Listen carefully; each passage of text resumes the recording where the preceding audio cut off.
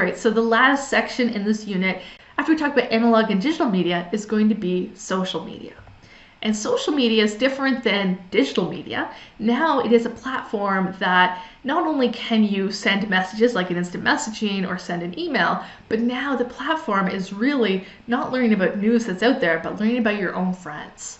And so this is the idea the media you're consuming is not created by a Hollywood studio. It's not created by a news office in Toronto. Now it is really, you're reading about the local businesses in your hometown, you're reading about people who have not been given journalism degrees whatsoever, and you're consuming what they create. And there's lots of different social media platforms. This is not an exhaustive list. We had to be very careful what to include, but some of them that I just want to put out there might be older than you think. Maybe you started using them at a later date. LinkedIn goes back to 2002. I was definitely not on LinkedIn in 2002. We have Facebook from 2004. We have Reddit from 2005, YouTube from 2005, Twitter from 2006, Instagram from 2010, Snapchat from 2011, Tinder from 2012, and TikTok from 2017. By the time I'm recording this, there's probably others that are emerging that just haven't picked up popularity yet, but in another 5 years, they'll be more well known. So these social media, very different from traditional media. And what we find is in terms of the prevalence, it's really hard to measure prevalence because it's near constant. 24% of teens say that they are constantly on social media. Either they're constantly checking their phones throughout the day, or they have their notifications on, or it's hard for them to even assess how often they check it. In terms of those who have active accounts, as of 5 years before this recording, so as of a study published in 2015, well, the data was likely collected in 2014, so these numbers are already out of date, but the latest numbers we know show that teens, 71% of teens have a live active Facebook account. 52% have an active Instagram account, 41% are on Snapchat, 33% are on Twitter. And we find that girls use it more often than boys. So girls are more likely to post to Instagram and to interact on Facebook, versus boys are more likely to have the accounts but not be as active. Now, what's really fascinating here about social media is it can really set up our social norms. There's lots of different ways that you can use social media. You could use social media as a passive audience, like you use television or movies. It's possible you just go on and you read. But we also find that you curate a little bit. You're not just switching a dial on television or changing into a different radio station. You can adjust what is in your newsfeed. This started with the use of RSS feeds way back when people were blogging in the early 2000s. And this is the idea, you can subscribe to certain types of things. If you're going to follow things and just passively absorb it, you're not truly passive if you're choosing what to absorb. So if you're following a certain news outlet, if you have certain apps on your phone that allows you to get notifications from some sources but not others, you're now curating. And now, instead of just being the watcher and the curator, you might also fall into the producer role, that you are starting to actually produce things. Although adolescents are really hung up with the notion of privacy and they want more privacy than they did when they were kids, they seem to be willing to waive all of that privacy to allow them a sense of producing. And many will try to attempt to produce in a very safe and private way, but allows them the chance to produce content through Instagram posts or Facebook posts or snaps and Snapchat. It also allows them to produce the rules. There's certain social norms about what types of things you can produce on Facebook or Instagram. We do a lot of self-policing. It's the idea, this is a very outdated term, but there was a term once called the MySpace pose. And this is the idea you take a selfie from a very high angle. Though many of us don't prefer a selfie from a low angle, maybe somewhere here, the Instagram pose was the idea that you did it from a very high angle. That became criticized, and people became criticized for using a MySpace pose in their selfies. It's also the idea if you do what's known as a dirty delete. You post something and you don't get the replies you like, so you just delete the post.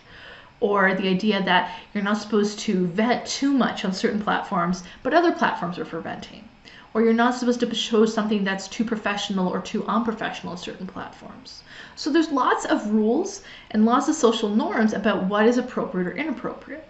And even if a user isn't doing lots of posting, they might be doing lots of liking and reacting to the posts, which helps to guide these rules. It's also possible that through the use of social media, we're not just producing singular posts, we're producing a brand or an identity for ourselves. We're showing us as a courageous volunteer, or as a sexy up-and-comer, or this brave person who's daring.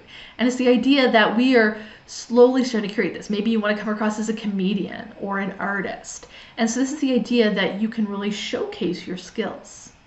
And of course, social media allows the possibility or the dream of going viral. So it's the idea that you're not just producing to a small audience now, but you're going to produce something that's going to pick up wider reception, and you will get fame for this. And maybe monetization, maybe a source of an income. And so social media, totally different than past digital media, which was much more isolated and much more private. So how do we go about studying social media? We still don't have a perfect grasp on that, but researchers Underwood and Ehrenreich have really posed a few possibilities. We started off trying to do self-report surveys where people would be asked to click a link, go to a different website, and fill out a survey about, in the last 4 weeks, how often have you been on this platform? How often have you sent a message about this? How often have you seen a sext or have seen cyberbullying? What we found was this was good, but not great. There was two main things really blocking us. One was social desirability. There's lots of things we do online that we actually don't want to be public, and we have a hard time admitting we're doing them to ourselves, let alone to a survey. So because of this, we tend to filter that out due to the social desirability bias. Then there is memory. Because we feel like we're constantly online nowadays, it's hard for us to completely remember everything we do online. Especially if you're just scrolling through and liking posts, you might not remember all the posts you like. So because of this, we've had to move to other methods. Another type of method is the experience sampling method. And rather than clicking a link and going to a survey and filling out what you've done the last 4 weeks, the experience sampling method, really pioneered by Underwood, is the idea that teens would get text messages throughout the day.